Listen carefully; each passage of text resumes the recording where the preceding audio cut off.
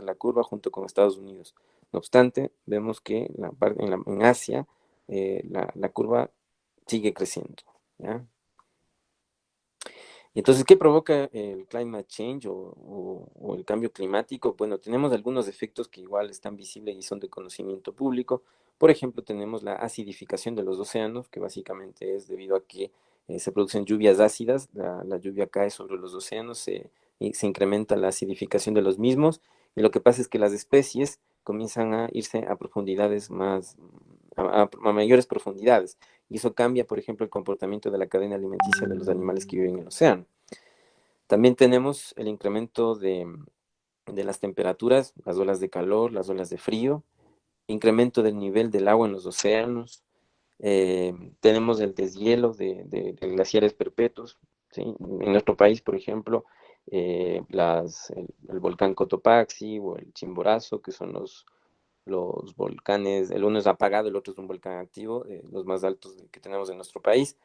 Eh, Comparando fotos de hace 2 décadas, claramente se nota el recogimiento de los hielos perpetuos. Entonces nosotros no podemos decir que no está ocurriendo nada en el mundo, ¿sí? Y muchas de estas cosas yo creo que es atribuible al cambio climático.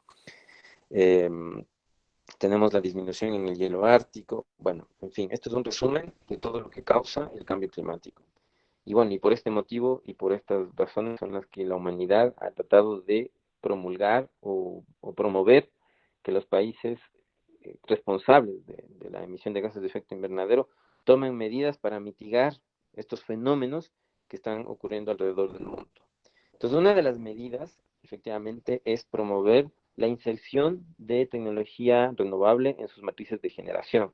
Entonces, por ejemplo, en esta diapositiva nosotros observamos en el lado izquierdo cómo ha sido la evolución de la potencia instalada en cuanto a generación fotovoltaica. Aquí está por región, fíjese, ahí está Europa, América, China, el sudeste asiático. Y fíjense que en el año 2018, en total alrededor del mundo se instalaron 102,4 gigawatts de potencia instalada solar, ¿sí? 102,4 gigawatts. Solo de energía fotovoltaica, no estoy hablando de energía termosolar, solo de energía fotovoltaica. Y en el lado derecho, si ustedes se fijan, nosotros vemos la potencia instalada a nivel de diferentes tecnologías. Entonces, la mayor componente de la matriz de generación en potencia instalada al 2018, efectivamente es la tecnología solar con los 102 gigawatts que les mencioné. En segundo lugar, el mundo prefirió instalar wind turbines, o energía eólica, con 49 gigawatts, o sea, casi el doble de potencia instalada en energía fotovoltaica. En tercer lugar, siguen las centrales a carbón con 50 gigawatts. En cuarto lugar están las turbinas a gas con 46. Y bueno, y ahí el resto de tecnología se reparte el restante de potencia instalada. Entonces, fíjense el primer mensaje. Debido a la presión que existe por el cambio climático, los países han tenido que adoptar medidas para ser corresponsables y tratar de mitigar los efectos que han provocado en el ambiente. Y uno de esos en realidad es China. Ha promovido que tengamos esta cantidad de potencia instalada en energía solar al 2018. En este gráfico también nuevamente se repite la exponencial de la potencia solar. Y aquí está la potencia solar acumulada, instalada al año 2018. Entonces, en total, alrededor del mundo existen 509 gigawatts de potencia instalada solar. Y fíjense, acá abajo nuevamente aparecen las regiones. Una de las regiones no región, un país que tiene una gran componente solar es China. Fíjense esa componente solar que tiene, ¿ya? Y lo otro interesante aquí ver es que este crecimiento exponencial de la potencia instalada solar también se debe a que la tecnología ha abaratado también sus costos de forma estrepitosa. Entonces, hoy en día, claro, los países se preguntan que en realidad podría optarse por esta tecnología o la energía eólica. A continuación, en estas gráficas, en cambio, se muestra la inserción en las matrices de generación por país de la energía eólica. Entonces, fíjense, China nuevamente aparece aquí, ¿sí? Con más de 125 gigawatts de potencia instalada en energía eólica, ¿sí? También aparece Alemania con más de 40 gigawatts, eso está aquí, y también Estados Unidos, fíjense, Brasil, ¿sí?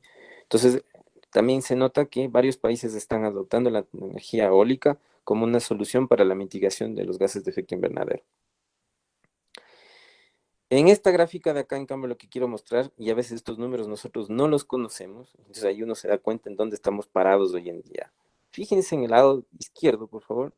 Esta es la cantidad de, la participación, más bien dicho, de las centrales convencionales basadas en combustibles fósiles en la producción total de energía eléctrica que necesita el mundo.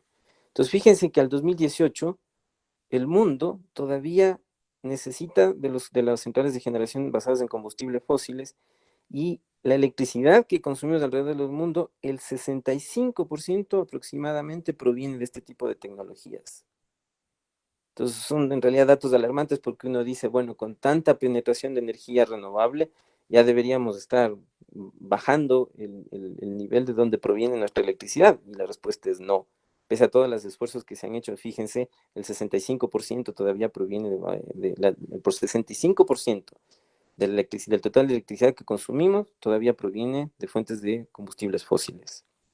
Y bueno, y la pregunta que aquí uno decanta, dice, bueno, entonces, ¿cuál es el porcentaje de participación de las renovables no convencionales, solar y eólica, que específicamente lo que estoy hablando? Fíjense que con toda la potencia instalada solar y eólica, apenas estamos llegando al 7% de participación. Algo interesante de este gráfico es que vemos que la penetración de las dos tecnologías en realidad es exponencial. ¿Sí? Tengo que aclarar que en este gráfico no se incluyen las centrales hidráulicas convencionales, específicamente estamos hablando de solar y eólica. Entonces, con todo lo que se ha instalado, con todas las curvas que vimos anteriormente, apenas estamos con el 7% de participación en la matriz de generación mundial. ¿Qué pasa en nuestro país? Bueno, en nuestro país, en la última década, el gobierno promovió muchísimo la instalación de centrales basadas en energía hidráulica. Y bueno, y este gráfico de la derecha, lo que nosotros estamos visualizando es cómo es la matriz de producción de generación en función de la tecnología que tenemos instalada en nuestro país. Entonces, fíjense que tenemos que al 2000, esto es del 2018 también, el 82% de nuestra energía provino de fuentes de generación hidráulica. El 16% proviene de generación térmica o termoeléctrica.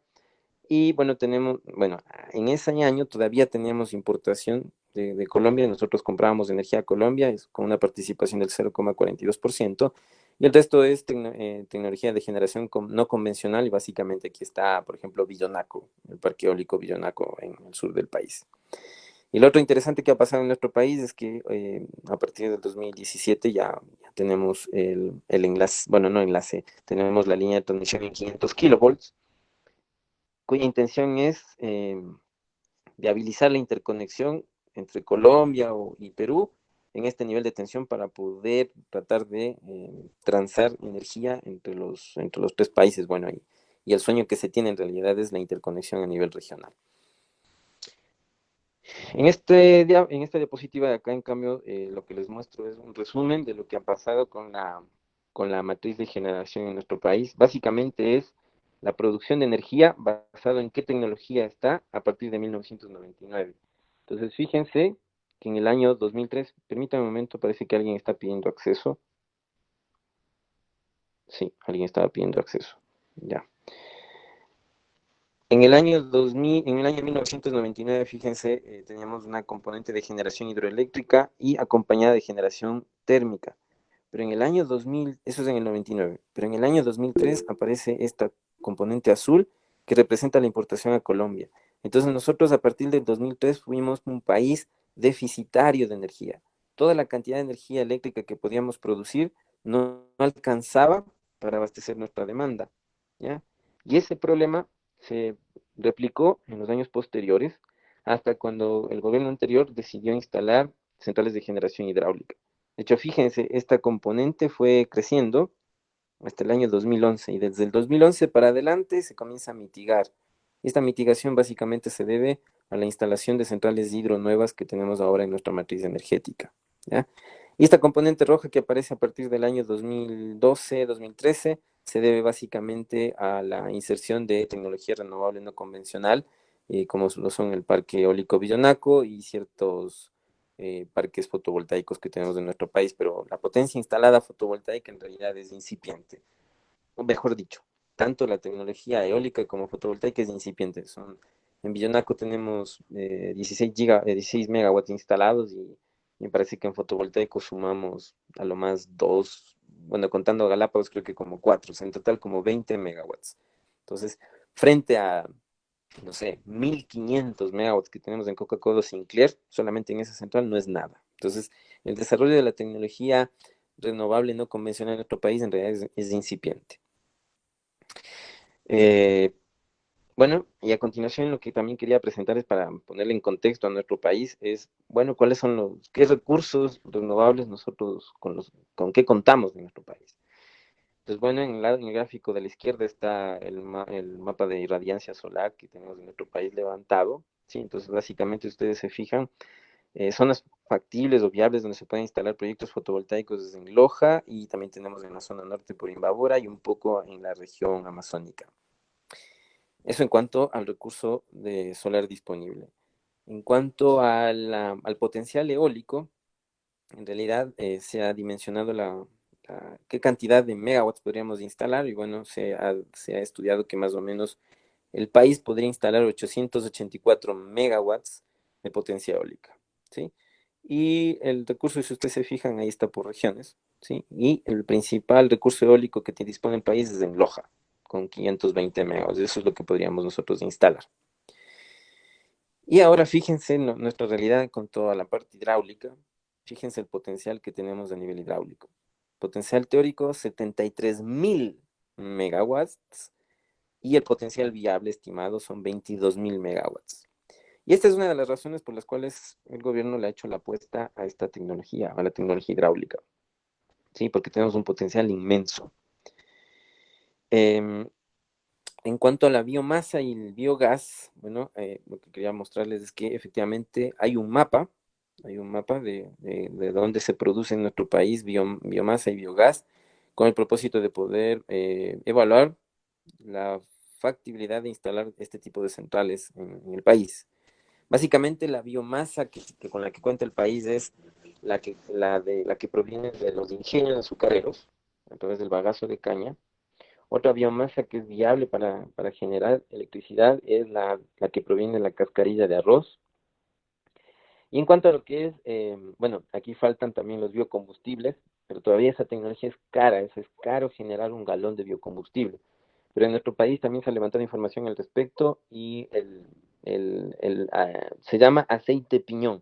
Piñón es una mala hierba que crece en la costa y del aceite del piñón se puede extraer su aceite y con ese aceite se puede generar biocombustible. Entonces, el aceite piñón, dado que el piñón es una mala hierba y que crece libremente en el país, por eso es que es uno de los principales recursos energéticos con los que uno podría elaborar biomasa. Y bueno, y el biogás podría venir básicamente de los botaderos de basura cuando ya están sellados. ¿Sí? Uno puede sellar el botadero de basura, por ejemplo, en el caso de Zambisa, al costado de Quito, es un vertedero que está sellado, genera biogás, pero ese biogás no es usado para generar electricidad. Ese biogás se combustiona y y de hecho, tuve la experiencia de que yo trabajé en proyectos de MDL, que es los mecanismos de desarrollo limpio, que básicamente es el mercado del carbono. Entonces tuve la oportunidad de trabajar en una empresa donde nosotros certificamos este tipo de proyectos. Y lo que se hace básicamente en estos proyectos es mitigar el cambio climático, combustionar, por ejemplo, si un vertedero ustedes le dejan a la atmósfera, el problema que se origina es que se genera gas metano y ese gas metano es expulsado libremente a la atmósfera y provoca la destrucción de la, de la capa atmosférica. Entonces, a través de los proyectos de MDL se dice, bueno, ¿qué se puede hacer? Entonces, en lugar de que el metano escape libremente a la atmósfera, lo que se hace es entubarlo y se lo combustiona. Pero se lo combustiona a una temperatura tan alta que cuando el gas se descompone en partículas que ya no son nocivas para el medio ambiente. Entonces esa es la idea. Entonces, por ejemplo, en Zambisa, y de hecho eso se llama flare, y el flare lo que hace es combustionar el gas, se libera ese gas a la atmósfera y se mitiga los gases de efecto invernadero. Entonces, lo que se hace es esa mitigación genera bonos de carbono y esos bonos de carbono se transan en el mercado de carbono y de esa manera se financian los proyectos renovables. Entonces, en lugar, por ejemplo, de que Sambisa hubiera hecho eso, podía haber utilizado el biogás para producir electricidad. En Argentina, por ejemplo, en Buenos Aires, se hizo eso. Ahí hay un vertedero que está sellado y se utiliza el biogás de los residuos de la basura para generar electricidad. Ya. Entonces, ese es el contexto con el cual, ¿por qué vamos a hablar de energías renovables no convencionales y por qué eso es ahora un desafío en los sistemas eléctricos de potencia? Entonces me puse a pensar de cómo poder presentar y poder pasar por todas las áreas del Power System y poder ver y evaluar los desafíos que tenemos al frente, ¿no? Entonces, a mí lo que se me ocurrió es, primero, plantear los Power System a nivel cronológico, que nomás lo que uno estudia. Y bueno, y fíjense, nosotros tenemos, bueno, escala de tiempo, segundos, minutos, horas, días, semanas, meses, años. Entonces, lo que primero aparece aquí es la planificación de la infraestructura de red. Y cuando uno habla de planificación, por lo general uno habla de corto, mediano y largo plazo. Aquí está solamente mencionado el mediano y largo plazo, solamente para poner en contexto con respecto a la escala de tiempo. Entonces, en los Power System tenemos que hablar o resolver problemas de planning. Entonces, aquí la pregunta que uno se hace es, bueno, ¿qué infraestructura me hace falta para poder abastecer demanda, para poder mover bloques de energía, para poder darle flexibilidad a la red? Y cómo yo veo en el futuro que esa infraestructura sea capaz de abastecer esos consumos. ¿Ya? Luego tenemos por lo general los problemas que aparecen en la operación, que igual sigue siendo planificación, pero son problemas de planificación de la operación. Entonces aquí tenemos básicamente la pregunta que nos estamos contestando es cómo yo despacho las unidades de generación para poder abastecer demanda. Entonces tenemos planificación semanal, despacho diario, el day ahead market, que es básicamente resolver el problema de predespacho, y después lo que tenemos efectivamente ya es la operación en tiempo real. Entonces aquí está el operador de red, ya hizo el despacho, envió los set points a las unidades de generación y ahora lo que estamos tratando es de hacer match entre la demanda y la generación. Y otro de los problemas a los que se enfrenta el operador de sistema es que puede aparecer, pero un momento, voy a admitir a otra persona, y otro de los problemas que puede aparecer en esos momentos es que hay una contingencia en el sistema y efectivamente el sistema no puede colapsar. Entonces, el sistema tiene que ser capaz de enfrentar esa contingencia y superar esa contingencia y estacionarse en otro punto de operación. Y a eso se enfrenta también la operación en tiempo real. Entonces, ¿cuáles son los problemas tradicionales que nosotros tenemos o sea, basado en esta parte, en cómo he fracturado yo el horizonte de tiempo y los problemas en Power System? Tenemos, por ejemplo, coordinación hidrotérmica, mantenimiento, y básicamente la coordinación hidrotérmica lo que hace es resolver el problema de despacho económico para centrales de generación renovables no convencionales, con las centrales térmicas que tenemos dentro de la matriz de generación de cada país. Tenemos problemas de unit commitment, tenemos problemas de incertidumbres. Las incertidumbres están asociadas básicamente a las energías renovables no convencionales. Tenemos también problemas con respecto a los costos de reserva, incertidumbres y finalmente problemas asociados a la estabilidad del sistema y nuevamente aparece el tema de dimensionamiento de reservas. Entonces, de esa forma he tratado de fracturar para, como les dije, esbozar todo lo que se hace en Power System y los desafíos que tenemos del frente. Entonces, el primer problema que voy a conversarles y voy a discutir es el tema de la planificación del mediano y largo plazo. Como les mencioné hace un momento, cuando uno habla de planning, la pregunta que se está tratando de responder es, bueno, ¿qué elemento tengo que colocar en la infraestructura para poder abastecer demanda, para poder enfrentar contingencias, para darle flexibilidad a la red, para poder acoger tecnologías nuevas como por ejemplo las renovables? Entonces, desde el punto de vista tradicional, este problema ya ha sido estudiado mucho. Entonces, uno habla de planificación de la generación, también habla el problema de la planificación de la transmisión, que básicamente, bueno, en planificación de la generación es, la pregunta que uno hace es, bueno, ¿qué centrales debo instalar? ¿Cuál es el parque generador a futuro para abastecer demanda? En el problema de la planificación de la transmisión, lo que uno se pregunta o trata de contestar es cómo la red debe expandirse tal que pueda facilitar o viabilizar la conexión de las nuevas centrales que aparecen y de los nuevos consumos que aparecen. También este problema puede ser resuelto en forma acoplada, es decir, que yo trato de resolver el problema de planning, tanto de generación como transmisión. Pero el problema de resolver el problema de planning en forma acoplada es que el desafío se vuelve más complicado y el problema matemáticamente se vuelve más complejo, entonces no es sencillo. Y finalmente también tenemos el problema de la planificación en redes de distribución.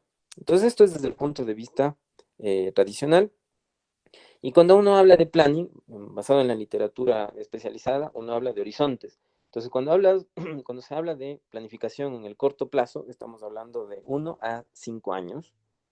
Cuando uno habla de planificación en el mediano plazo, estamos hablando desde 5 hasta los 10 o 15 años en algunos casos. Y cuando hablamos de planificación en el largo plazo, estamos hablando hacia 30 años adelante. Y ustedes dirán, pero 30 años en realidad es como poner una bola de cristal y tratar de adivinar lo que va a pasar al futuro.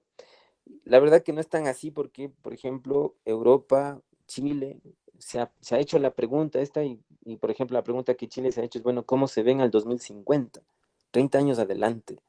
¿Y para qué se hacen este tipo de ejercicios? Pues se hacen para poder generar política pública y poder generar lineamientos y marcar el camino por donde debería caminar la sociedad para poder conseguir una meta. En el caso de Chile, Chile está luchando, por ejemplo, por la descarbonización de su matriz de generación. Y la gran apuesta que tienen ellos es utilizar el recurso renovable, en este caso irradiancia solar, porque ellos tienen el desierto de Atacama, el desierto más árido del mundo, con niveles de irradiancia los más elevados a nivel mundial. Perdón, nuevamente. Y entonces ellos tienen la gran apuesta de penetrar y desplazar la generación convencional o térmica basados en tecnología solar fotovoltaica. Y bueno, entonces esto es el enfoque tradicional, como les digo, ya hay los definir los horizontes en los cuales uno puede resolver el problema y la pregunta que se está haciendo es, bueno, ¿qué infraestructura yo debo instalar? Entonces, bueno, aquí está un ejemplo de la planificación de la generación. Básicamente uno lo que tiene es un pronóstico de la demanda y la pregunta que se está contestando es, bueno, ¿cuál es el mix de generadores que yo debo instalar para poder abastecer ese consumo? Si ustedes se fijan, en este problema yo desconozco a la red. Básicamente yo lo que digo es, el consumo está junto a los recursos de generación o las centrales de generación y la respuesta que estoy buscando es, bueno, ¿cuál es el mix? ¿Cuál es el portafolio al que le hago la apuesta para abastecer el consumo? Luego, cuando uno habla de planificación de la transmisión, básicamente lo que está haciendo es preguntándose o contestándose cuál es la infraestructura de red tal que permita el acoplamiento de los centrales de generación para abastecer consumos. Y ojo, esto es siempre hablando al mínimo costo. Entonces, bueno, en esta gráfica lo que estoy mostrando es un trabajo en el que yo participé, donde estábamos evaluando cuáles podrían ser las interconexiones a nivel regional que se podrían explorar y se podrían implementar. ¿Ya? Entonces, ustedes se fijan, aquí está levantada información de las interconexiones existentes y cuáles son las que podrían plantearse con el propósito em, de satisfacer el recurso de complementariedad. Es decir, que cuando un país sea excedentario, él pueda transferir sus bloques de energía a un país que sea deficitario. Y ojo, el objetivo final es que la energía que se consuma sea lo más barata posible y que sea o que provenga de fuentes renovables. ¿Ya? Luego tenemos el problema de la planificación de la generación y transmisión, y como les mencioné, básicamente uno hace esto, ¿no? Tiene una red existente, fíjense, y lo que uno hace es contestarse la pregunta, bueno, ¿cuáles centrales renovables debo instalar y dónde?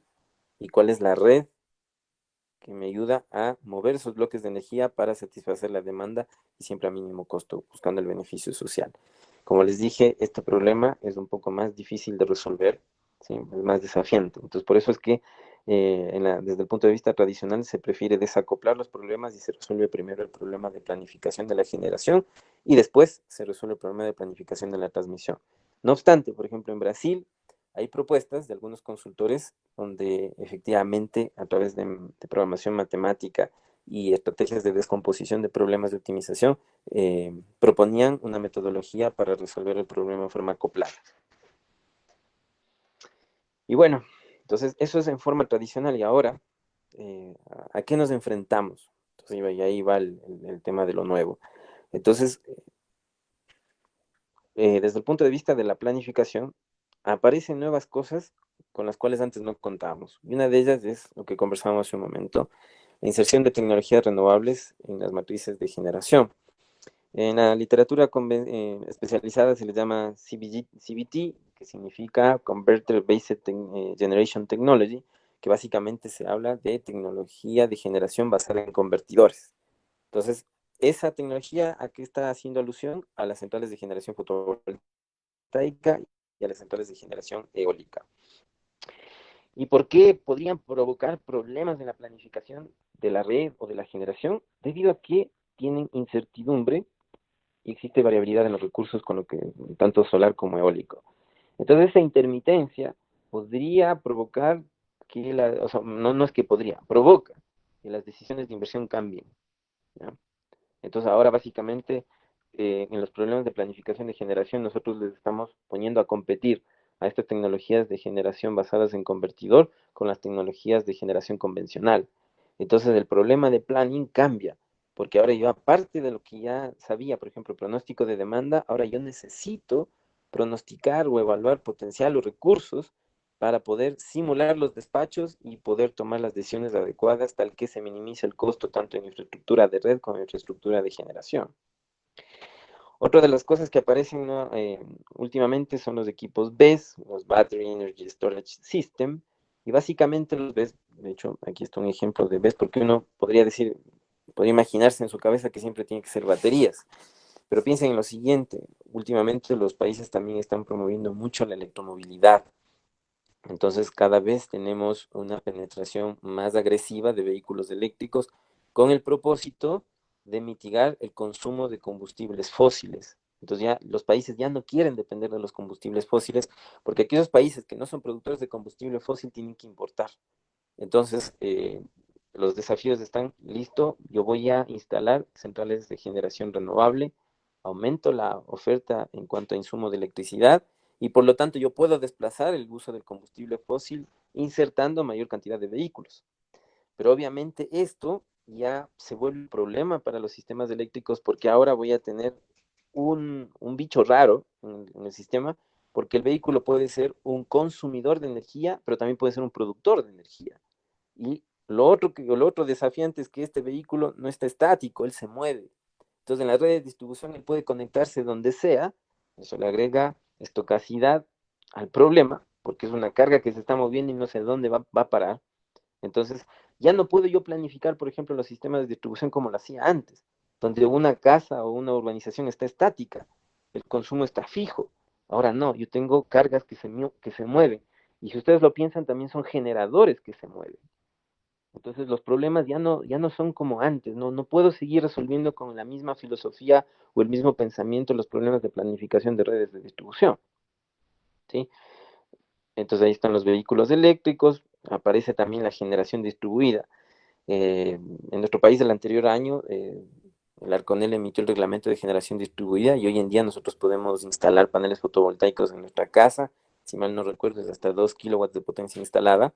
Entonces empiezan a aparecer sistemas de generación en la red de distribución. Y usted dice, bueno, ¿y cuál es el problema de eso? El problema está en que eh, si volviéramos ya a la normalidad, los niños se van a la escuela, la familia va a trabajar, en ese momento el consumo en el hogar es mínimo, entonces aparece el sol, empieza a generar electricidad, no hay a quién abastecer, entonces efectivamente ese flujo puede ser inyectado al grid. Y si, si esto, si esto evoluciona y comienza a aparecer mucha potencia instalada, lo que provoca en las redes de distribución es inversión del flujo de potencia. Entonces, del esquema, por ejemplo, cómo yo coordino las protecciones eléctricas cambia. Entonces, por eso les digo que como estábamos haciendo tradicionalmente las cosas, tiene que cambiar. Tenemos que mutar. Y eso es lo que está pasando, por ejemplo, en Inglaterra, en el Reino Unido, tienen una gran componente de generación distribuida. Entonces, ellos ya están manejando flujos bidireccionales. Obviamente que nosotros no podemos dar el salto al abismo, sino tenemos que irlo haciendo gradual. Y para eso está el Ministerio de Electricidad, bueno, de Energía hoy en día, que es el órgano rector para política pública, y después está la Agencia de Regulación y Control de la Electricidad para que dicten los reglamentos y los lineamientos bajo los cuales nuestro país puede empezar a caminar por esa senda y que a medida que nosotros vayamos evolucionando, nosotros podamos adoptar este tipo de tecnologías que en otras partes del mundo, por ejemplo, hablando de generación distribuida, como les digo, en Reino Unido, eso ya es cosa del día a día. Nosotros recién estamos tratando de incursionar en ese mundo. Otra de las cosas que aparecen es, como les digo, la inserción de microredes. ¿Sí? Las microredes son generadores distribuidos que operan en forma coordinada. Esa es la gran diferencia entre generación distribuida y las microredes o microgrids. ¿Sí? Cuando yo hablo de generación distribuida, está un generador inyectando potencia al sistema o al grid o autoabasteciendo un consumo, pero cuando uno habla de microgrid, ya no son generadores que están solo operando, insertando potencia al sistema, sino que la diferencia está en que tienen que hacerlo de forma coordinada para abastecer demanda. Entonces, si ustedes se fijan, aquí en esta red que está dibujada, tenemos un panel fotovoltaico, una planta fotovoltaica, tenemos un BESS, tenemos un electric vehicle, tenemos una mini hidro, un eólico, y esta microred, la particular que tiene es que está conectada al power system. Aquí de hecho está el PCC, que es el Point Common Couple, el punto de acoplamiento común, y por lo tanto, ¿qué es lo que quiere decir esto? Que yo como microred o microgrid podría tener excedentes de energía y esos excedentes de energía podrían ingresar al grid y podría yo venderle al sistema. ¿Ya? Lo de las microredes tiene como 10 años de evolución, ¿sí? Y de hecho hay dos tipos. En la siguiente diapositiva muestro el segundo tipo de microgrid. Es una gran, esa es la gran clasificación que uno tiene de las microgrids. O tengo conectada la microred al sistema o la tengo aislada. Entonces, por ejemplo, pensando en nuestro país, efectivamente las microgrids podrían ser la solución de las comunidades amazónicas que están completamente aisladas de las redes de distribución. El objetivo de una microgrid no es solamente generar electricidad, en realidad es generar electricidad para mejorar la calidad de vida de las personas y darles una oportunidad de crecimiento. Ejemplo, puede que una microgrid, aparte de que le dé suministro las 24 horas a una comunidad, le puede dar la oportunidad de, por ejemplo, ser un centro turístico, que antes ellos no podían proveer de esos servicios a la sociedad debido a que no tenían las comodidades del caso como para recibir turistas. Entonces, al energizar ese pueblo las 24 horas del día, podría abrirse una brecha donde ellos podrían crecer como sociedad y no tener la necesidad de emigrar hacia las grandes ciudades en busca de empleo. ¿Sí? Entonces, cuando yo hablo de micro, yo estoy pensando siempre en que por detrás debe haber un beneficio social. ¿Sí? Entonces, nuevamente, regresando a los problemas que hay que enfrentar, entonces, eh, hablando de la planificación, por ejemplo, de generación, entonces yo debería cambiar mi switch y ahora tendría que incorporar, aparte del portafolio tecnológico, por ejemplo, incorporar en el problema de optimización para el dimensionamiento de unidades de generación, hablar de generación distribuida y modelar la generación distribuida en el gran problema de planificación de la generación. Y lo otro que también podría hacer es modelar microgrids dentro de ese problema para que sean consideradas como una opción para poder resolver el problema de abastecimiento de consumo. Mucha gente a veces a las microgrids les ve como un problema en lugar de un beneficio. Bueno, mi pensamiento personal es que no, o sea, en realidad nosotros tenemos que evolucionar y hacer que la red sea lo suficientemente flexible para adoptar este tipo de tecnologías. Y si ustedes lo piensan, las microgrids, por ejemplo, podrían ayudarnos a resolver los problemas de regulación de voltaje en los sistemas de distribución.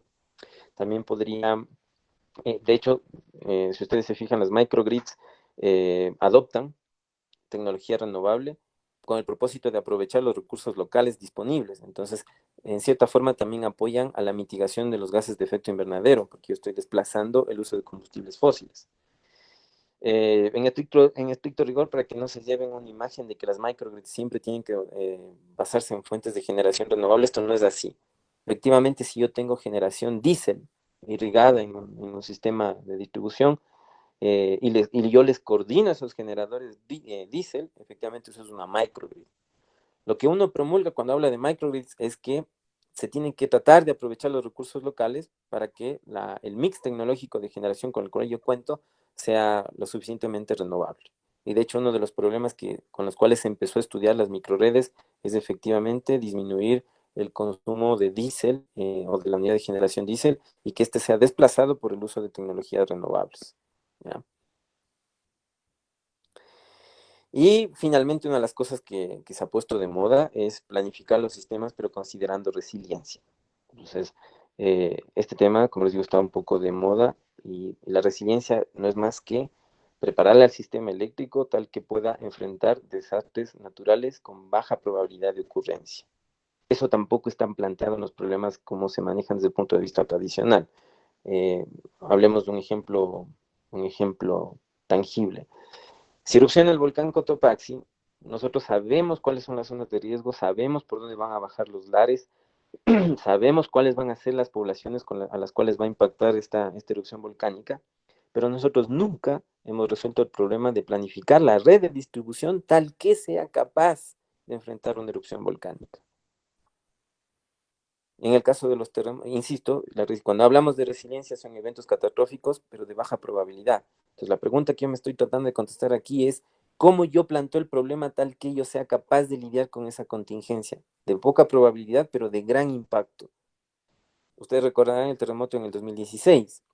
O el terremoto en el 2016, se cayó gran cantidad de infraestructura de distribución y lo que hicimos después en la reconstrucción es levantar exactamente la misma red que se cayó. Entonces, volvimos a repetir la receta. Entonces, aquí la pregunta es, bueno, ¿podía haber hecho algo mejor? Entonces, ahí nuevamente, como les digo, aparece este concepto de resiliencia y, por ejemplo, el concepto de resiliencia, a través de modelos matemáticos, nosotros logramos modelar los fenómenos de baja probabilidad y encontramos una solución que es capaz de lidiar con esa contingencia. Y cuando hablo de desastres naturales, me puedo referir a tsunamis, ráfagas de viento, incendios, terremotos, erupciones volcánicas, huracanes, tormentas tropicales, ¿sí? Entonces, nuevamente el mensaje, yo no puedo seguir haciendo lo mismo. Y otra vez aparece el concepto de que les dije, bueno, yo voy a empezar esta charla hablando del cambio climático. Entonces, hay muchas cosas en el mundo, si ustedes se fijan, que está pasando, olas de calor, eventos catastróficos que antes no tenían la probabilidad de ocurrencia que tienen ahora. Entonces, la pregunta es cómo le preparo la infraestructura de red tal que yo minimice los impactos de esos fenómenos naturales que están ocurriendo hoy en día cada vez con mayor frecuencia. Entonces, miren, ahí están los impactos de estos fenómenos naturales, ¿no? Y bueno, y aquí está el triángulo de resiliencia, ¿no? Entonces, el evento catastrófico lo que provoca es una degradación del sistema y eso se manifiesta en una cantidad de energía no suministrada elevada y después tenemos que hablar de la restauración del sistema. Entonces, cuando uno habla de resiliencia, lo que está hablando es, bueno, ¿qué tan profunda tiene que ser qué tan profunda puede ser la energía no suministrada y cómo yo logro poner equipos en la red tal que esto no sea tan grande y que yo me pueda recuperar rápidamente el sistema. Igual si lo piensan, por ejemplo, aquí están los hospitales, unidades militares, policías, que ellas no deberían tener una interrupción del suministro, ¿ya? Entonces ahí entra el tema de resiliencia, de cómo hago yo para garantizar que ellos no sufran esta desconexión. Ahora me voy a cambiar al mundo ya de los meses y las semanas y los días, y aquí entonces voy a hablar de la planificación de la operación. Y cuando hablo de la planificación de la operación, estoy hablando del despacho. Entonces estoy hablando de coordinación hidrotérmica, estoy hablando de unit commitment, incertidumbre, reservas, etcétera. Entonces ahora ya me switché, y la pregunta que me voy a contestar ahora no es qué infraestructura debo colocar en el sistema, sino la pregunta que me estoy contestando ahora es cómo yo uso esa infraestructura para abastecer demanda. Entonces, desde el punto de vista del enfoque tradicional, tenemos la resolución del problema de unit commitment, que básicamente consiste en resolver el problema de predespacho. Y aquí la pregunta que nos contestamos es, ¿cuáles son las unidades de generación que deben ser encendidas tal que puedan enfrentar una demanda? Entonces, básicamente es un problema de optimización entero mixto, donde yo necesito saber cuáles variables están en uno y cuáles variables están en cero. Las variables en cero simbolizan o representan el apagado de unidades de generación y el uno representa el encendido de unidades de generación.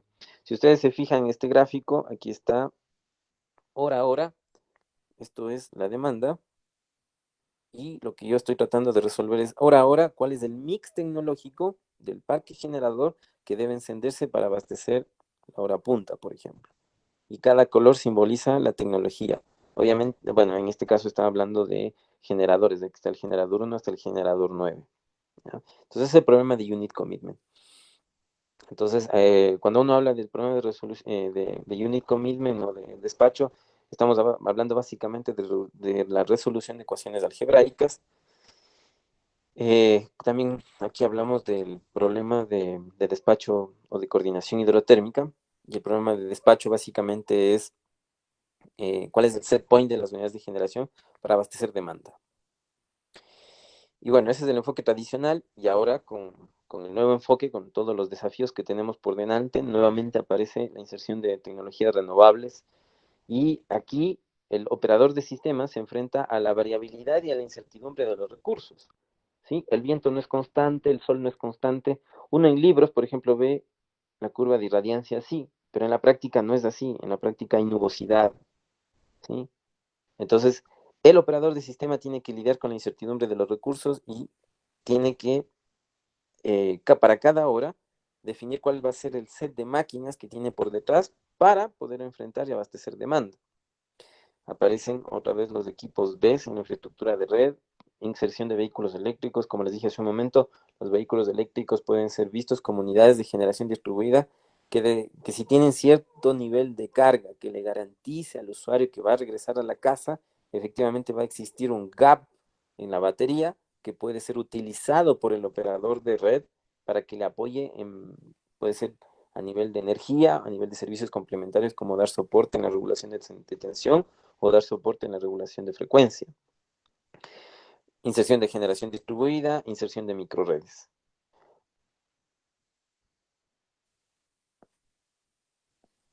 Y bueno, y aquí aparecen conceptos como Stochastic, Unit Commitment and Economic Dispatch, que básicamente son técnicas de resolución de optimización eh, para el despacho económico y el Unit Commitment. Entonces, fíjense, por ejemplo, acá en el lado izquierdo son series de viento o escenarios de viento a los cuales se enfrenta el operador y a través de técnicas de clustering uno logra definir los escenarios. El escenario, por ejemplo, el primero es un escenario optimista donde yo tengo máxima em, velocidades de viento, un escenario medio y un escenario pesimista. Entonces la pregunta es, ante estos escenarios que se pueden presentar, ¿cuál es la decisión del operador en cuanto al despacho de las unidades de generación convencional? Entonces, si ustedes se fijan, miren cómo construyen los escenarios de viento, es una mancha básicamente, y después, al utilizar técnicas de clasificación, uno le da cierto nivel de entendimiento para poder abordar estos problemas. El Robust Unit Commitment o Economic Dispatch básicamente es el escenario optimista o el escenario pesimista, y dentro de esa banda yo me protejo. Yo hago el despacho para enfrentar cualquier escenario que está dentro de la banda que yo estoy definiendo.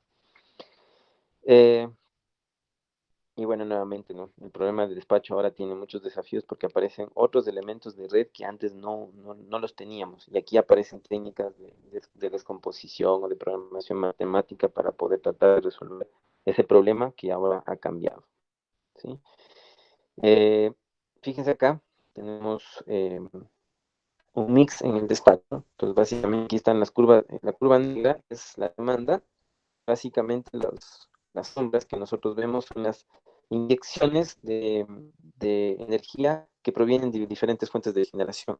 Entonces la tecnología solar, eh, con, la tecnología de concentración solar, o sea, las centrales termosolares, gas, carbón. Y básicamente lo que estoy contestando aquí es, dada esta demanda, ¿cuál es el mix tecnológico que me permite a mí afrontar esa demanda? ¿Cómo yo despacho las unidades de generación? Y obviamente cuando digo yo como despacho, estoy haciéndome cargo de la intermitencia y de la variabilidad de los recursos renovables. A medida que yo tengo una componente más grande de centrales de generación fotovoltaica o eólica, el problema se vuelve más desafiante.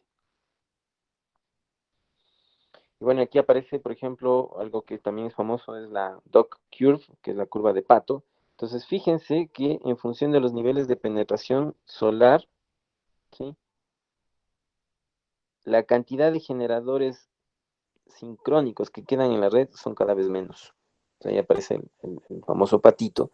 Entonces, yo puedo definir niveles de penetración fotovoltaica y a medida que yo penetro con más generación fotovoltaica, la voy desplazando a generación sincrónica y ahí aparecen los sistemas no inerciales. Fíjense, aquí está la penetración solar, Y gracias a esa penetración solar, entonces la participación de centrales de generación convencional es más incipiente. No obstante, cuando desaparece el sol, el problema es que en la hora punta tengo la demanda máxima. Y nuevamente para esta demanda punta, yo tengo que enfrentar nuevamente con generación convencional a esa demanda. Entonces aquí la gran pregunta es, bueno, ¿qué hago con ese recurso que de pronto estoy desperdiciando? ¿Lo almaceno? Y ahí, por ejemplo, aparecen desafíos porque las tecnologías referentes a baterías, para los equipos BESS, todavía no han llegado a tocar piso. Están en descenso, pero todavía nos falta. Entonces, los costos de inversión asociados a baterías todavía son elevados. Por ejemplo, las baterías de ion litio le doblan en precio a las baterías de plomo ácido. No obstante, ¿qué gana uno cuando instala baterías de ion litio? Lo que gana es el tiempo de vida. La batería de ion litio le dura el doble. O sea, una batería, un BESS basada en ion litio puede durar 6 años, mientras tanto que un BESS basado en baterías de plomo ácido le dura 3. Ojo que estos tiempos que les estoy diciendo es en función de cómo usted use la batería, porque si usted la abusa de esa tecnología, efectivamente, BESS le puede estar durando 6 meses u 8 meses.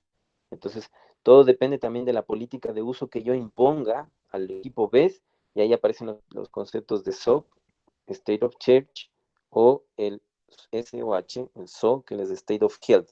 El uno mide el estado de carga de la batería y el otro mide el estado de salud. Aquí aparece el término degradación. Y ese es otro de los componentes que uno necesita modelar en los problemas de planning o en los problemas de operación, porque necesita mitigar la degradación de la batería. Si yo hago una inversión en baterías de ion litio, el tiempo mínimo esperado cuando yo decida o me toque a mí reemplazar ese BESS tiene que ser lo mayor posible. Entonces, como les digo, son 6 años. Y para eso yo necesito definir una política de uso de tal forma que la curva de degradación sea o se aproxime a la que me dé el fabricante. Y como les digo, ¿no? Hoy en día los costos de inversión en batería todavía no llegan al mínimo y es una tecnología que no debo yo correr riesgo en cuanto al mal uso. Disculpe, tenemos una pregunta de Facebook en la que nos preguntan que qué tan viable es la energía maremotriz en el Ecuador. Gracias por la pregunta. La verdad que yo, bueno, primero que nada, no hay todavía estudios. Si ustedes se fijan, los estudios que yo presenté es de lo que el Ministerio de Electricidad ha cuantificado. De hecho, el ministerio lo que ha hecho es contratar consultores para que evalúen el potencial. Entonces, ¿de qué está hecho el levantamiento de información? Está hecho el levantamiento del potencial eólico, del potencial solar. No les presenté, pero también está el potencial geotérmico. Está hecho el levantamiento, no lo hizo el Ministerio de Electricidad, sino lo hizo el MAGA. Está el levantamiento del potencial energético de biomasa, de biogás y del potencial hidráulico. Entonces, en cuanto al potencial mareomotriz, primero que nada, no está medido. Segundo, lo que sí les puedo decir es que la tecnología mareomotriz todavía es muy inmadura, no está madura como para poder adoptarla. De hecho, si ustedes se fijan, las centrales mareomotrices, la más grande está en Corea, hay otra central mareomotriz instalada en Brasil, pero son prototipos, ¿sí? No se producen ya en masa. Entonces es una tecnología que todavía está siendo evaluada. Y cuando uno lee de tecnología mareomotriz, igual hay varios, varias técnicas de generación. Por ejemplo, una es como la ruedita del hámster, que lo que hace es que la ola pasa a través de esa rueda, gira y produce electricidad. Por ejemplo, la central de mareomotriz que está instalada en Brasil es basada en pistón. Entonces pasa la ola y lo que hace es provocar el movimiento longitudinal de un émbolo, es decir, se mueve así, de arriba hacia abajo. Y ese movimiento provoca la generación de electricidad. Entonces, como les digo, desde el punto de vista hablando a nivel de tecnología, mi percepción es que es una tecnología inmadura como para evaluar el recurso y poder adoptarlo. Entonces, yo creo que necesitamos tiempo necesitamos esperar un poco de tiempo hasta esperar su evolución y ver la factibilidad de adoptarla. Estimado ingeniero, otra pregunta. ¿Las También. baterías tienen que ver con la sostenibilidad de las energías renovables? Ya, gracias por la pregunta.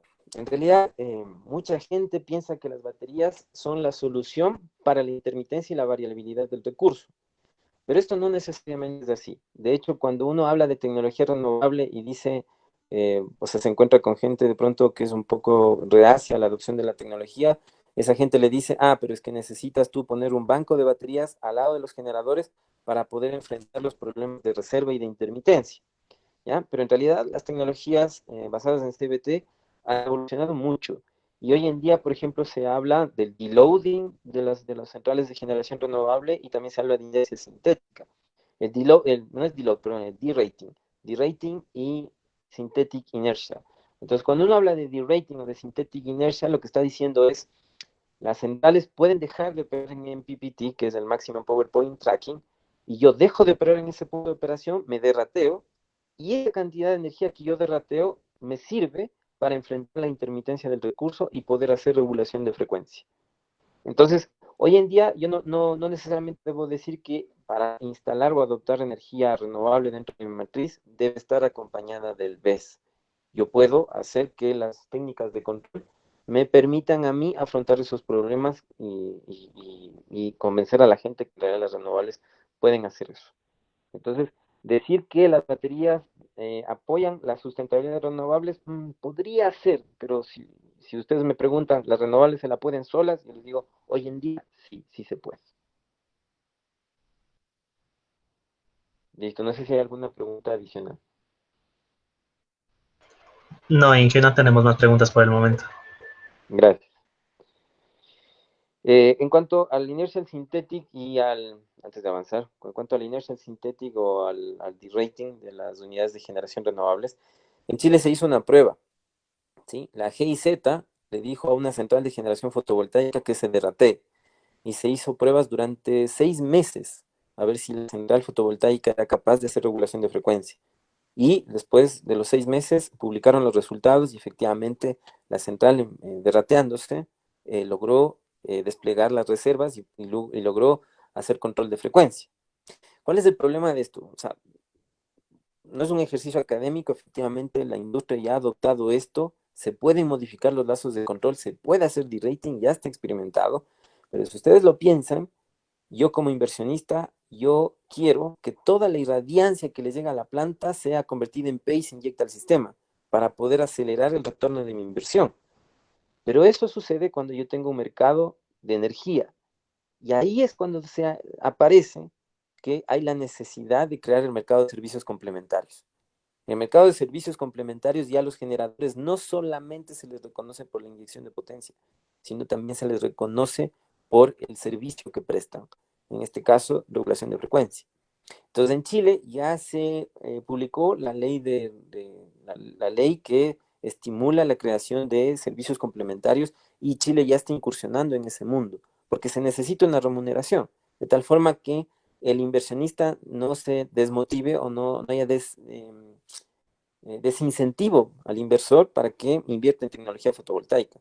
Y si le exigen que haga de-rating, bueno, hacemos de-rating, pero que me paguen por ese servicio. Entonces, como les digo, no es solamente, esto no está en papers, en realidad ya a nivel industrial hay pruebas y se ha implementado esto. No todos los países, ningún país hace eso todavía, en Europa ni en Norteamérica no se hace deload, ¿sí? No obstante, como les digo, a nivel de fabricante ya se prueba y se sabe que funciona, ¿sí? Pero ¿por qué no se hace en los otros países todavía o en los países del primer mundo? Es porque todavía necesita un mercado, no un mercado, un marco regulatorio para poder hacer que estas plantas operen de esa forma. Eso nada más como acotación. Finalmente, el último punto que me falta por hablar es en cuanto a la operación en tiempo real y a la estabilidad de los sistemas eléctricos de potencia. Entonces, en este punto, los operadores ya estamos hablando del orden de los minutos y segundos. Entonces, básicamente ocurre una contingencia, el sistema se torna inestable y lo que no queremos es que ocurra un blackout. Tenemos que prepararle al sistema para que pueda recuperarse y estacionarse en otro punto de operación y superar la contingencia. Entonces, desde el punto de vista tradicional, desde el punto de vista de estabilidad tradicional, la literatura habla de estabilidad en pequeña señal. Básicamente, los estudios muestran, por ejemplo, figuras como las que muestro aquí en la parte izquierda, que básicamente es el análisis modal, ¿sí? Donde yo calculo los modos mal amortiguados del sistema de generación, ¿sí? Para mal amortiguado significa que ante una contingencia las máquinas empiezan, bueno, es pequeña señal, ante variaciones de carga, las máquinas empiezan a oscilar y lo hacen en forma prolongada, la oscilación no se atenúa rápidamente, ¿ya? Entonces, ahí hago análisis de pequeña señal, ahí aparecen las oscilaciones de interárea, básicamente son oscilaciones electromecánicas, por si acaso, eso es desde el punto de vista tradicional. Tenemos estabilidad transitoria, que básicamente es la de estabilidad de ángulo rotórico, estabilidad de voltaje, estabilidad de frecuencia. Y aquí, cuando uno habla de estabilidad, está resolviendo ecuaciones algebraico diferenciales. Y lo que uno también tiene aquí son simulaciones en el dominio del tiempo, time domain simulations. Eso es lo que uno estila hacer cuando uno hace estudios de estabilidad. Ahora, desde el punto de vista moderno, nuevo enfoque, debido a la gran inserción de energías renovables en las matrices de generación, el problema está en que, bueno, porque sí el problema, es que estas tecnologías están desplazando las centrales de generación convencional y por lo tanto yo disminuyo la inercia del sistema. Entonces, esos sistemas basados en generación sincrónica hoy en día se están convirtiendo en sistemas no inerciales.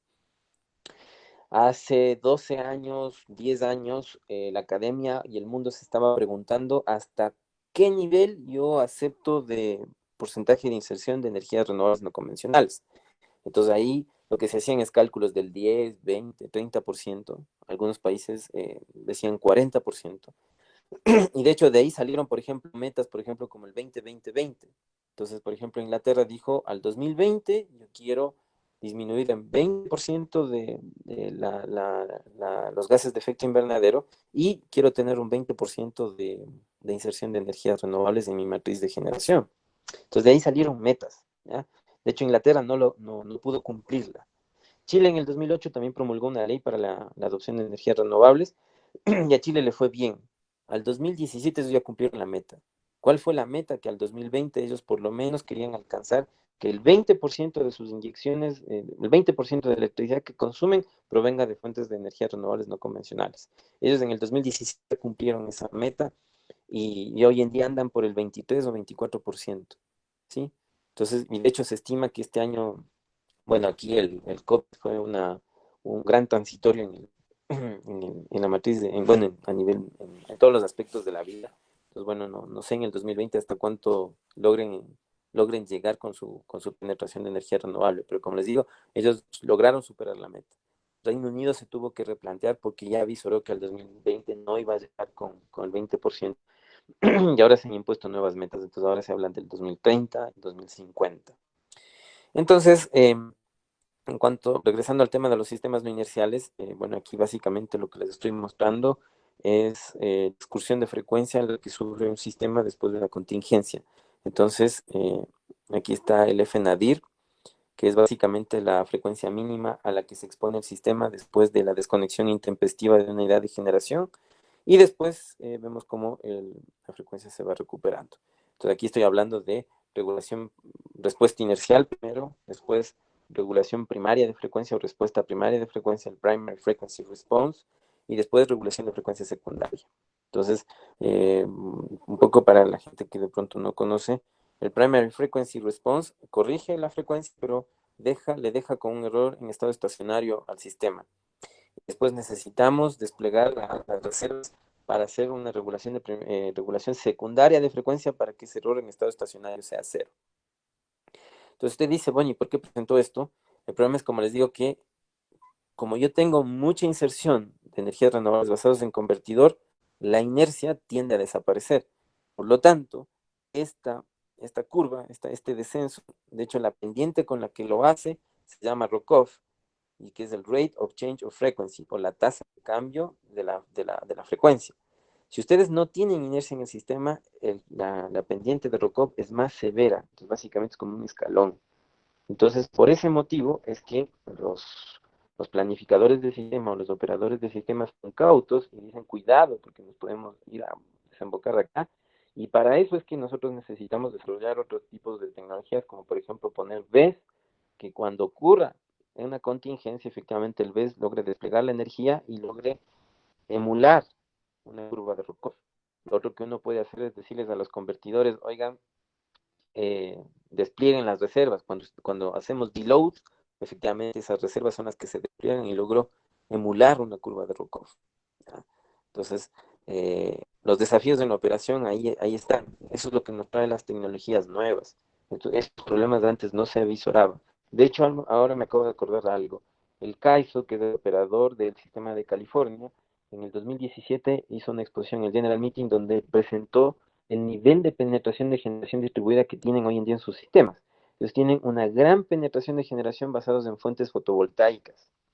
Y el problema al que se enfrentan es que cuando sale el sol, la cantidad de P que se inyecta al sistema es muy grande y ellos empiezan a observar rampas de este estilo.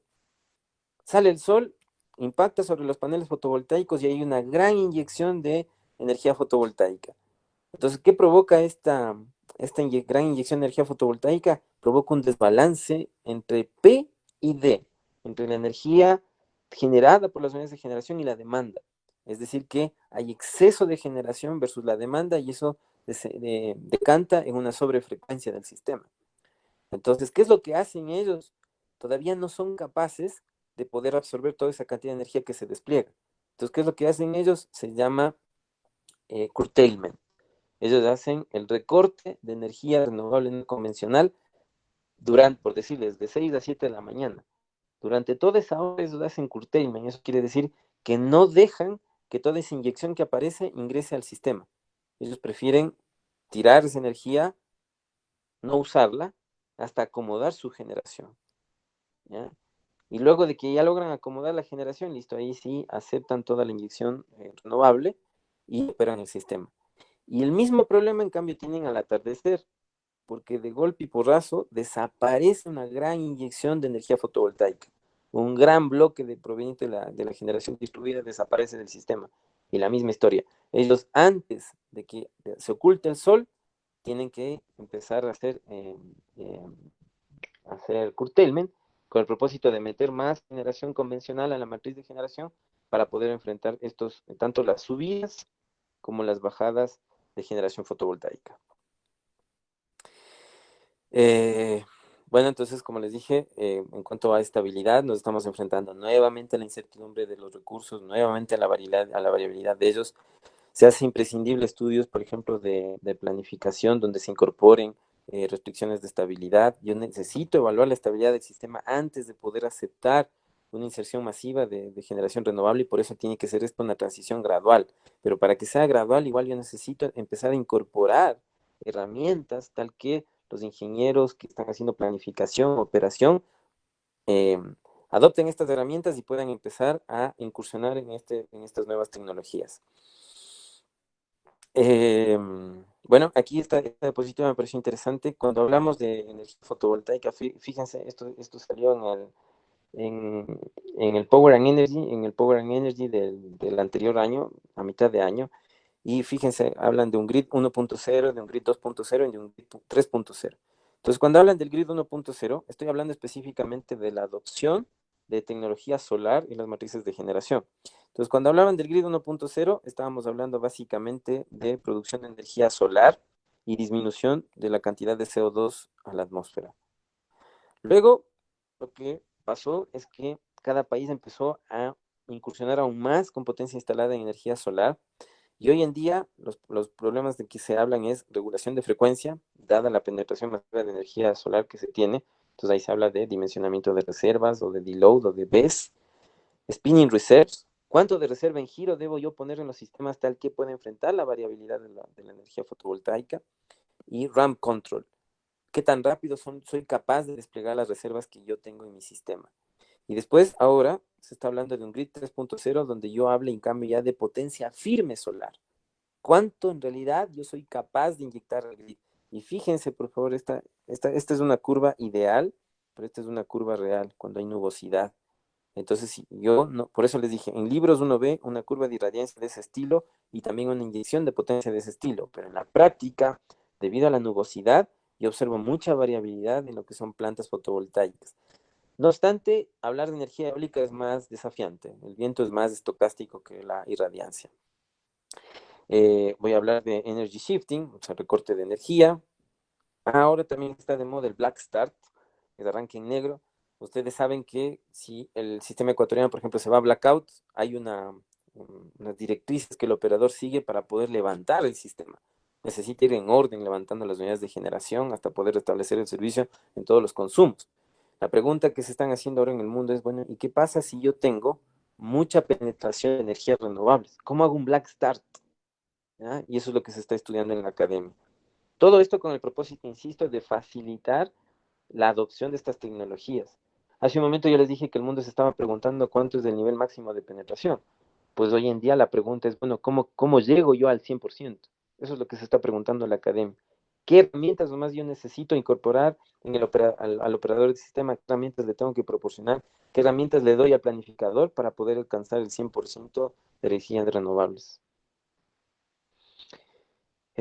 Finalmente, en cuanto a estabilidad, por ejemplo, aquí tenemos un ejemplo de haber incorporado BESS, o sea, Battery Energy Storage System, para hacer que el BESS despliegue energía cuando ocurre una contingencia y lograr mitigar las oscilaciones electromecánicas que se producen en los generadores sincrónicos y lograr mitigar el problema de estabilidad angular. Fíjense, por ejemplo, aquí la curva roja dice without storage, entonces la oscilación permanece constante en el tiempo y después cuando incorpora el storage, el BESS despliega energía y logra amortiguar las oscilaciones electromecánicas a las que se somete el generador. ¿Ya? Entonces, ¿qué quiero decir con esto? Yo puedo adoptar tecnologías tipo BESS y estas tecnologías tipo BESS, que no son viejas, son nuevas, pueden apoyar y apalancar y asegurar la estabilidad del sistema. Finalmente, ustedes deben haber escuchado el concepto de Smart Grid. Entonces, ¿qué son las Smart Grids? Bueno, las Smart Grids se definen como las redes, se definen como inteligentes primero y son redes bidireccionales, capaces de transmitir electricidad eh, en ambos sentidos. Sobre todo esto se ve en los sistemas de distribución. Esto permite, entre otras cosas, que las viviendas y los distintos negocios puedan convertirse en un momento dado en pequeños productores de electricidad y no solo ser consumidores. Hay un concepto que apareció hace 2 años y ahora se habla de los prosumidores. Prosumidores son gente como nosotros que por lo general consumen energía, pero si yo instalo un panel fotovoltaico, ahora yo tengo un generador distribuido en mi casa y cuando yo no esté en mi casa, ahora yo me vuelvo un agente excedentario y ahora inyecto energía al sistema. Entonces ahora ya no solo consumo, sino también produzco. Y ahí aparece el término prosumidor. Entonces es alguien que maneja flujos en forma bidireccional, tanto se abastece, toma energía del grid, pero también puede entregarle energía al grid. Entonces, las Smart Grids son básicamente redes de distribución eléctrica combinadas con modernas tecnologías de información. Y de hecho aquí les puse subrayado y hago hincapié en esto de tecnologías de la información, porque efectivamente si yo no logro hacer que las tecnologías de la comunicación me acompañen a la evolución de la red de distribución, yo no podría hablar de un Smart Grid. Cuando hablamos de Smart Grid aparecen un montón de cosas, como por ejemplo capacidad de almacenamiento, registro de datos, procesamiento de la data, velocidad en la toma de decisiones, aseguramiento del canal de la información, sistemas de control nuevos.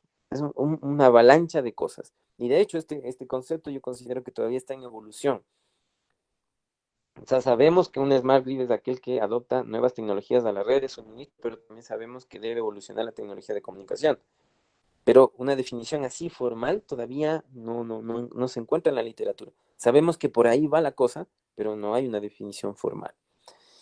Esto supone una ventaja para ambas partes, tanto para la empresa de distribución como para el consumidor, aunque el funcionamiento de esta red de distribución inteligente es más complejo que el de una red eléctrica actual. Y es más complejo por lo que hemos hablado, ¿no?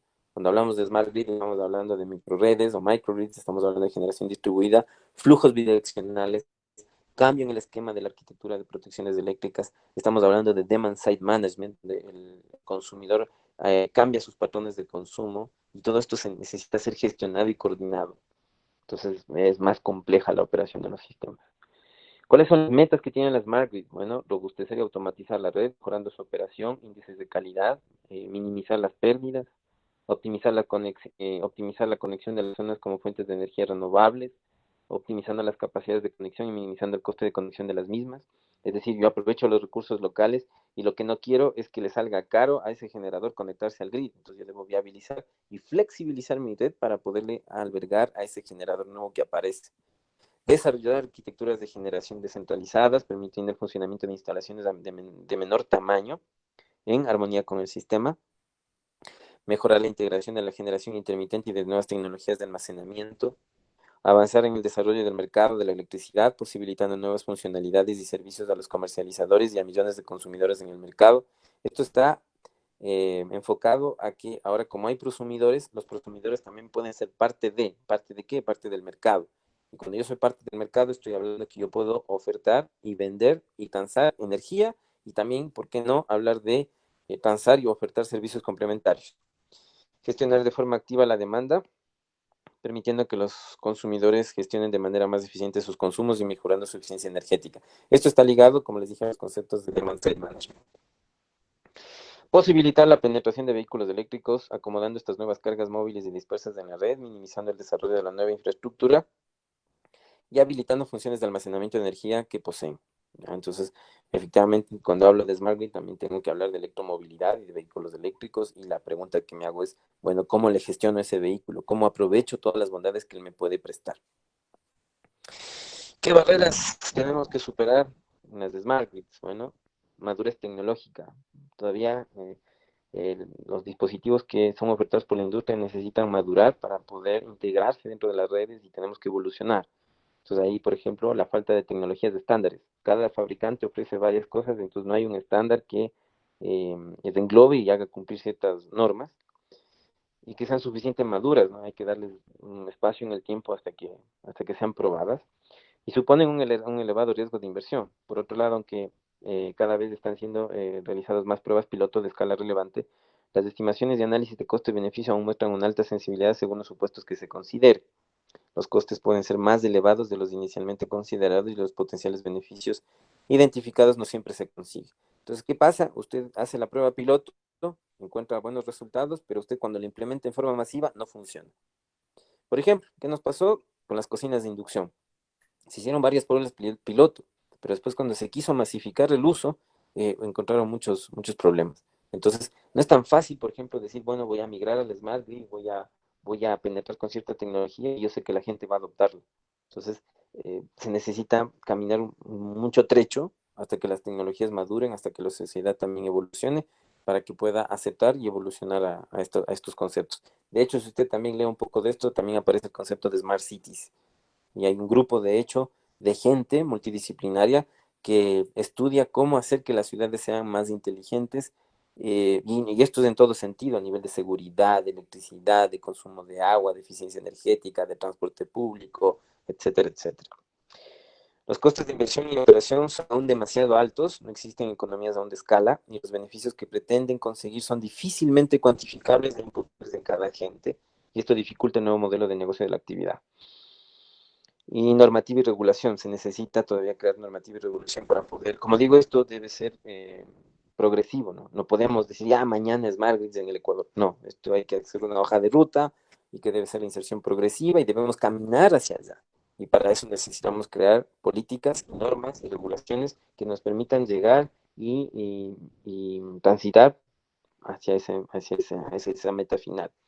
La normativa vigente en algunos casos impone limitaciones o barreras técnicas y en otras no genera incentivos suficientes para la inversión. Es necesario que por parte de los reguladores se tome conciencia de la importancia del papel que van a jugar las Smart Grids y se adecue la normativa para facilitar su implantación, tanto a nivel técnico como económico.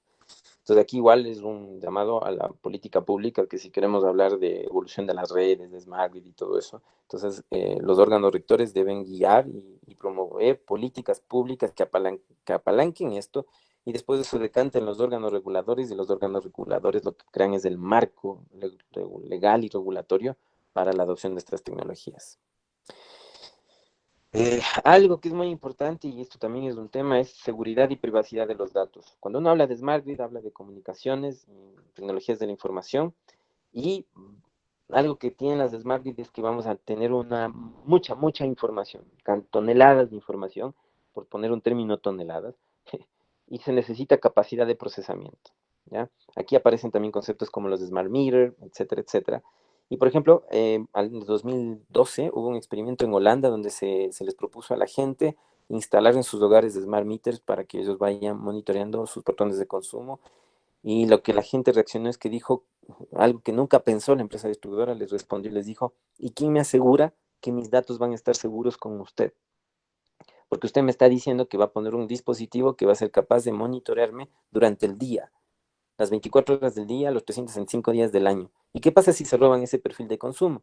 Entonces, efectivamente, algún hacker se roba el perfil de consumo, un ladrón ve que de 8 a 4 de la tarde no hay nadie en la casa, puede incursionar en la vivienda y se roba todo. Entonces, eso nunca pensó la empresa distribuidora en que iba a tener ese tipo de respuestas y no les fue bien con el plan piloto. Entonces, este tema de seguridad y privacidad en los datos es un tema.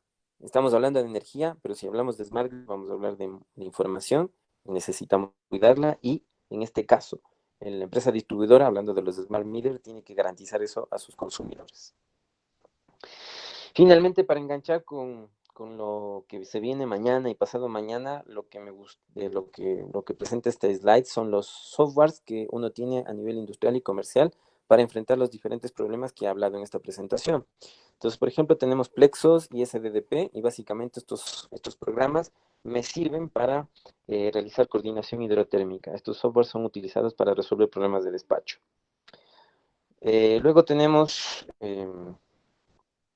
perdón, luego tenemos FICO, y ese es el software que Ricardo va a hablar mañana. FICO es una herramienta de optimización, es programación matemática, utiliza programación matemática por detrás, algoritmos de programación matemática y resuelve problemas de optimización de toda índole.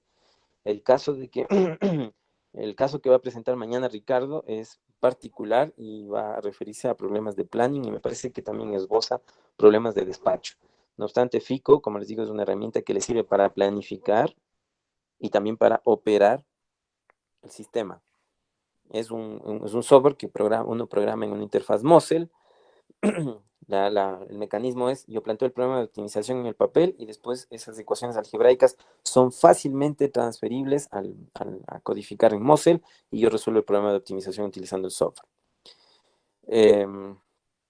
También tenemos la herramienta MatPower, ETAP. MatPower, Alex Villamarín el día viernes les va a hablar de MatPower. Básicamente es un software utilizado en Power System para hacer análisis en estado estacionario.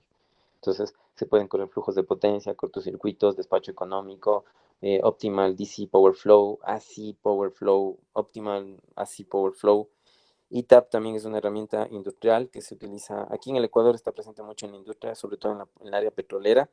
Y básicamente esto es un software de Power System. Y aquí en realidad, aparte de hacer análisis estacionario, sí también logra hacer simulaciones dinámicas. Y tiene también soluciones ahora industriales del tipo de Energy Management System para microgrids. Ellos ahora venden no solamente software, sino también venden hardware. Y finalmente, para la parte de estabilidad, tenemos Dixilen, tenemos, yo puse MATLAB, porque en realidad en MATLAB con Simulink yo puedo hacer simulaciones dinámicas. Tengo PSCAD y MTP-RB. Entonces, todos estos software me sirven para hacer análisis de estabilidad y también para hacer análisis de transitorios electromagnéticos. Entonces, esas son como con las herramientas que uno cuenta en la industria como para poder afrontar todos los problemas que les he hablado el día de hoy. Finalmente, como conclusiones, bueno, estas son reflexiones que se las saca de todo lo que hemos hablado el día de hoy. La infraestructura de red eléctrica requiere un mayor grado de flexibilidad con el propósito de viabilizar la transición a la descarbonización de las matrices de generación basadas en CBT. Entonces, el gran mensaje es, necesitamos flexibilizar la red, tanto en transmisión como en distribución, para poder acoger estas nuevas tecnologías y la adopción de CBG, de Converter Basic Technology, lo que nos permite es descarbonizar nuestras matrices de generación. Los equipos BESS, los Battery Energy Storage System, pueden ayudar a agregar la flexibilidad que se requiere. Esto incluye el desarrollo de la electromovilidad, lo que hemos hablado de los vehículos eléctricos. Sin embargo, los costos de inversión de los equipos BESS hace que aún se requieran esquemas de tarificación adecuados tal que se viabilice su operación. Como les dije, los BESS hoy en día todavía no topan fondo, todavía son caros, entonces se necesitan esquemas de tarificación adecuados para incentivar al inversor y que las infraestructuras de red pueda adoptar esta tecnología y nos pueda proporcionar el grado de flexibilidad que estamos buscando. Los altos niveles de incertidumbre y variabilidad de la generación de los CBT no solo resulta en un cambio de los puntos de operación críticos, esto es específicamente para el análisis de estabilidad, sino también en un aumento del número de condiciones de riesgo en las que la operación y estabilidad del sistema puede verse amenazada. En la literatura ustedes dicen, bueno, ¿en qué punto de la demanda o en qué punto del año yo debo hacer contingencias para evaluar si mi sistema es estable o no? Entonces la literatura les recomienda ciertos puntos, les dice, pon y colócate en el punto de demanda máxima y ahí es contingencia. ¿Por qué? Porque en ese momento la red está estresada, los generadores están muy cargados, entonces si tú haces contingencia en ese momento y si la superas, entonces efectivamente el resto del año tranquilo que vas a poder superar la contingencia. Otro punto crítico cuando tengo bastante inserción de energías renovables es el minimum net load o la demanda neta mínima. Entonces eso quiere decir cuando yo tengo poca generación sincrónica debido a que tengo gran inyección de energía renovable. Entonces en ese punto también la literatura le dice, en ese punto es contingencia y si logras superarla, tranquilo, el resto de horas del año te va a ir bien. Entonces eso es lo que estoy diciendo, el mensaje aquí es no necesariamente. Nosotros hemos hecho estudios donde no necesariamente esos puntos críticos son los peores a los que se puede enfrentar un CEP. ¿Y por qué es esto? Por la variabilidad y la intermitencia de los recursos. Existen otras horas que ya no son capturadas o ya no es fácil visualizar por parte de la literatura, que son más severas que las que le recomienda la literatura tradicional. Los sistemas de energía futuros dominados por CBT se caracterizan por una dinámica de frecuencia más rápida y una excursión de frecuencia más frecuente y más grande después de los desequilibrios de energía. Por lo tanto, las evaluaciones integrales de estabilidad de frecuencia serán esenciales para garantizar la transición segura hacia los sistemas futuros. Como ustedes les mencioné, en el problema de estabilidad, cuando una unidad de generación se desconecta, el rock-off es más pronunciado y por lo tanto yo voy a tener una dinámica de frecuencia más rápida. Entonces yo necesito evaluar estabilidad para garantizar que esas excursiones de frecuencia no provoquen un blackout. La inserción de generación distribuida en las redes de distribución incrementa la flexibilidad de la red que se requiere para una participación más activa de la demanda. Ya hemos conversado de esto, lo que les estoy diciendo es que al agregar generación distribuida yo puedo ayudar a apalancar la regulación de frecuencia, apalancar la regulación de tensión y bueno, otros beneficios adicionales. Junto con la generación distribuida aparecen las microredes que pueden ser de gran apoyo para la diversificación de las matrices de generación. El concepto de resiliencia puede ser aplicado a la planificación y operación de los sistemas eléctricos con el propósito de mitigar los efectos que pueden provocar los desastres naturales. Y las redes inteligentes aumentan el nivel de fiabilidad y calidad en el suministro de energía eléctrica. Cuando hay una avería, las tecnologías de Smart Grids pueden detectar y aislar el problema, contribuyendo así a que la recuperación de la electricidad sea rápida y se desarrolle estratégicamente, por ejemplo, restaurando el suministro de electricidad a los servicios de emergencia. ¿Qué cosas yo no hablé en esta presentación? Bueno, yo no hablé, y que son igual desafíos, ¿no? O sea, como les dije, yo traté de esbozar los problemas a los que nos vamos a enfrentar con la inserción masiva de tecnologías nuevas, pero yo no hablé, por ejemplo, del desarrollo de convertidores para enlaces de HVDC, los High Voltage Direct Current, desarrollo de esquemas de control para CVGTs. Yo no hablé de los esquemas de control de los convertidores. Tampoco yo no abordé fenómenos transitorios, que esto ocurre principalmente en el switcheo de interruptores, y esos son fenómenos de básicamente electromagnéticos o trashing simulation. Tampoco hablé de demand side management, tampoco hablé de desarrollo e implementación de FACS, que son Flexible AC Technologies, que básicamente son convertidores que se insertan en las líneas de transmisión para agregar flexibilidad a la red. Tampoco hablé de mercados eléctricos y la evolución que necesitan los mercados, como por ejemplo caminar hacia a los mercados de servicios complementarios para motivar a los inversores, entre otras cosas, ¿eh? Esos creo que son las principales que no abordé en esta presentación. Entonces, como ustedes pueden ver, el gran mensaje final que les quiero transmitir es que hay mucho trabajo por hacer, hay muchas cosas por hacer. Y bueno, finalmente, esta es mi última diapositiva. Gracias por la paciencia, espero no haberles aburrido. Dado que estamos hablando del IEEE PES Chapter, entonces quería presentarles, bueno, las redes de colaboración con las que contamos, ¿no? Entonces, bueno, como ustedes, bueno, tenemos aquí a nivel nacional, tenemos gente que colabora con nosotros en la Politécnica del Litoral y en la Universidad de Cuenca.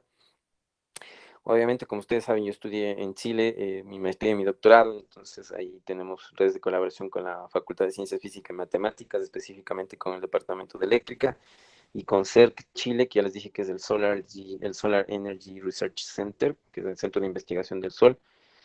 Eh, Hay, obviamente, con el centro de energía. El centro de energía es, yo trabajé ahí y bueno, y es un organismo que está dentro de la facultad y del departamento.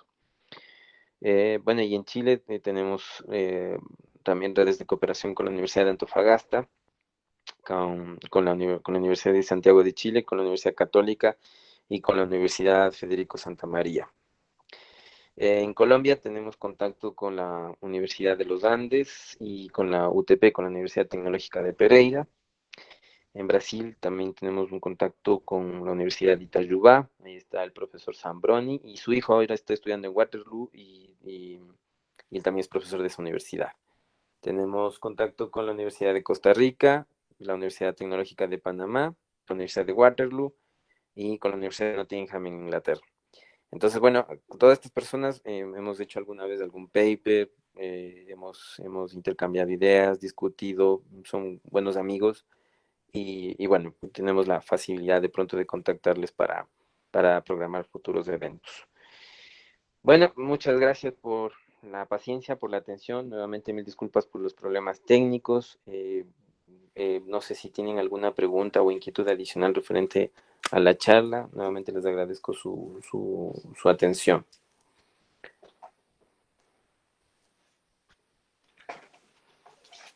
Y Inge, tengo una pregunta. En el caso de distorsión armónica, ¿habría mucha afectación en un smart grid? Debido a que, pues, al ser smart, todos son elementos de más cuidado, ¿no? Ya, muchas gracias por la pregunta. Cuando hablamos de contaminación armónica, de hecho, lo que hoy en día se estudia es a nivel de microgrids, debido a que los convertidores como tal necesitan etapas de filtrado. Ustedes saben que los convertidores van a meter armónicos, van a insertar armónicos en las señales de tensión y de corriente. Entonces, hoy en día los convertidores necesitan etapas de filtrado para poder sacar señales sinusoidales lo más puras posibles. Entonces, no quisiera, o sea, primero, antes de hablar de la Smart Grid, porque claro, yo sé por dónde va Manuel, usted me está diciendo, eh, yo voy a conectar más tecnología, equipos de comunicación, etcétera, etcétera, que pueden contaminar la señal de corriente. Antes de llegar al Smart Grid, efectivamente, primero tenemos que pasar por la de generación distribuida. Entonces, como les digo, la Smart Grid yo la veo muy lejana, todavía muy lejos, ¿sí? Hay una transición grande para poder llegar a la Smart Grid. Y los desafíos que tenemos más cercanos es, como les digo, enfrentar la contaminación armónica producto de las unidades de generación distribuida. Entonces, si yo logro, por ejemplo, ya mitigar la inserción de armónicos debido a la inserción de tecnologías basadas en convertidor, entonces el problema del futuro va a ser de pronto hablar de la contaminación armónica de los dispositivos electrónicos asociados a la Smart Grid. Ahora, no se olviden también que un dispositivo electrónico, por ejemplo, hablando de lámparas ahorradoras, antes nosotros teníamos focos incandescentes que, claro, consumían P puro, pero consumían 100 watts. Entonces después nos cambiamos a lámparas ahorradoras de energía que consumen 20, o sea, la quinta parte, pero que efectivamente tienen gran contenido armónico. Entonces, el mensaje es, no se olviden que sí, claro, estamos hablando de contenido armónico, hay otros problemas que en realidad se subsanan con las tecnologías basadas en convertidor. Entonces, eso. No sé si existe alguna otra pregunta adicional. Singe, tenemos una pregunta de Jaime Castañeda. Nos pregunta si en el Ecuador, ¿en cuánto tiempo está retrasado en obtención de datos como irradiación solar o velocidad del viento con respecto a otros países que ya tienen bases de datos sobre estos valores? Muchas gracias por la pregunta. Sí, efectivamente, se requieren muchos esfuerzos todavía acá. Tengo entendido que el Instituto Geofísico de la Politécnica Nacional en enero de este año lanzó el mapa de irradiancia solar actualizado, basado en modelos geofísicos, ¿sí? Entonces, el mapa solar que les presenté era de hecho es del 2008. El Ministerio de Electricidad en ese entonces contrató una consultora y se hizo el mapa solar ecuatoriano. No obstante, la última actualización que tenemos de niveles de irradiancia está en manos del Instituto Geofísico de la Politécnica Nacional. Y bueno, y en realidad tengo que ser sincero, en los otros países existen, de hecho en Chile, perdón que mencione Chile a cada momento, pero es como digo que estudié allá y tengo conocimiento de lo que pasa allá. Está el explorador solar, el explorador eólico, y esos exploradores son desarrollos que se hicieron en la facultad. Entonces, ¿por qué menciono esto? Porque algo así es lo que deberíamos nosotros crear. Y un mensaje ahí para todos. En realidad, la academia es la que debería proponer esto. Estas son iniciativas no del sector privado, ni tampoco necesariamente del gobierno. Sí, también la academia es corresponsable de esto y hacia allá es lo que debemos caminar y evolucionar, ¿no? Nosotros podríamos darle soporte al gobierno y proporcionar este tipo de herramientas que no existen. No digo que no se necesite del capital privado ni del gobierno. Efectivamente, si no hay fondos, no puedo contratar gente, no puedo desarrollar las ideas que se tienen. Yo creo que hay un capital humano muy calificado que puede guiar y poder apalancar estos desarrollos, pero igual se necesita un soporte financiero para poder caminar hacia allá. Y si me dice cuantifiquemos el retraso, en realidad no podría yo decir un número en años, pero sí creo que estamos retrasados porque hay otros países que han hecho un esfuerzo un poco más grande para tener, de hecho el Atlas Solar está disponible online y es libre para todos, entonces algo así deberíamos nosotros tener una herramienta disponible para el país.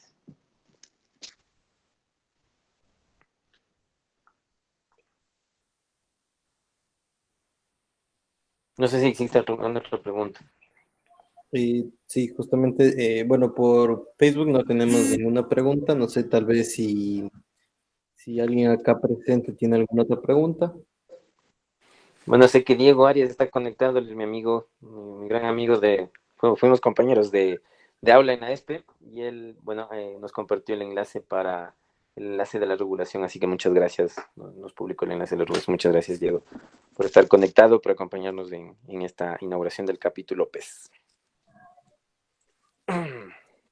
Bueno, también recordarle a los asistentes, las personas que se encuentren acá, que el día de mañana igual empezaremos ya con los talleres, pues, el día de mañana tenemos al ingeniero Ricardo Aro, pues nos presentará su tema. Ya es un taller, como nos dieron o nos mencionaron en una de las preguntas por interno.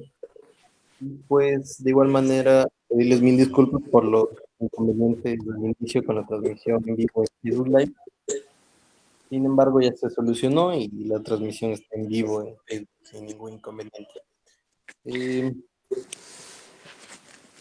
Darles de igual manera las gracias por apoyar esta iniciativa. Es nuestro primer webinar, el primer evento como un capítulo PES, triple de la rama estudiantil de la EPC de la Tacunga.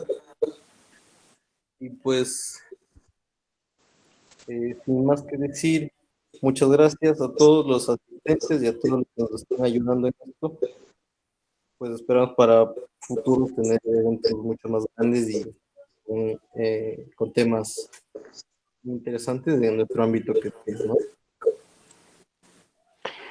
Listo, nuevamente muchas gracias por la asistencia, gracias por la paciencia, nuevamente de parte mía también mis disculpas por los inconvenientes técnicos.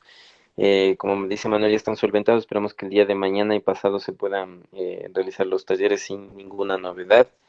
Y nuevamente muchas gracias por acompañarnos en la inauguración del capítulo. Nos vemos en otra oportunidad.